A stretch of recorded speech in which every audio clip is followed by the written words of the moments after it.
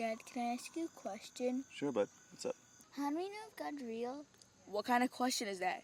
He's all around us. It's okay to ask, Jacob. I mean, we should all ask that question at some point in our lives, right? Rather than just blindly believing people. I guess. But why'd you ask me that, Luke? Because I've never seen him before. How do we know if he's real? When God created us, He didn't just program us like robots to obey all His commands. He created us in His image and gave us free will to choose Him. He doesn't just force us to believe, it's a choice. But when we align with His plans for our lives, there's great blessing in living in that obedience. But what if we don't ever find him, or I never ask about him? Well, that's the uncertainty of life, right? He did wire us with doubt and gave us the ability to seek Him out. Every one of us has needs that only He can fulfill, and we can certainly help other people find Him too. What needs? The need to be loved, the need to find peace, the need to figure out the purpose in life. We're born with holes in our heart. That's why so many people are doing so many things to identify with something. We're living in a time when people aren't even happy in their own bodies or how God created them, because they're rampantly searching for an identity, because that hole in their heart is still incomplete. The reality is that we'll never be whole until we find our identity in Christ. How did you find him? I searched for fulfillment in all the wrong places.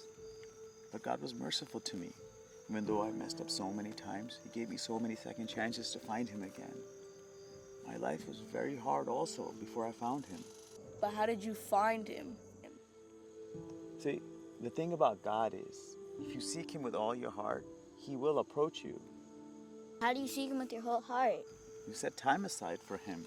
You just close your eyes and pray, and He will meet you.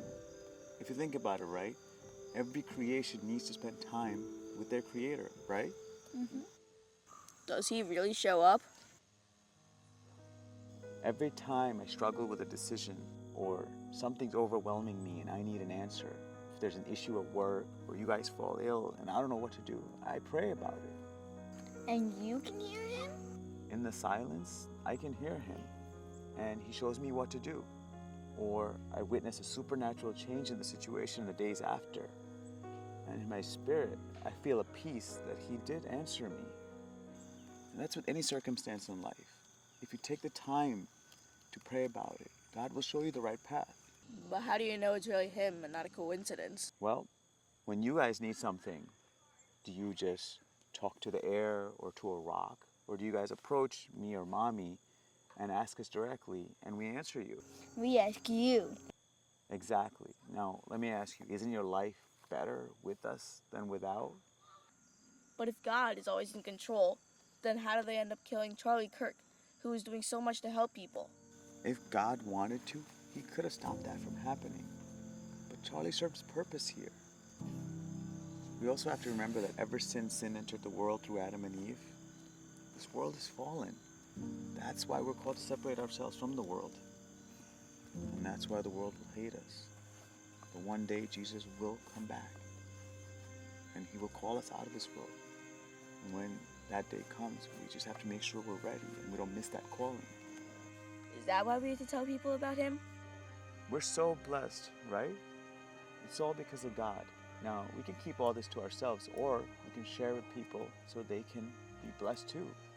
That's all God's asking us to do. So we will share the truth with people until that day Jesus returns, or until our purpose here is fulfilled, like Charlie.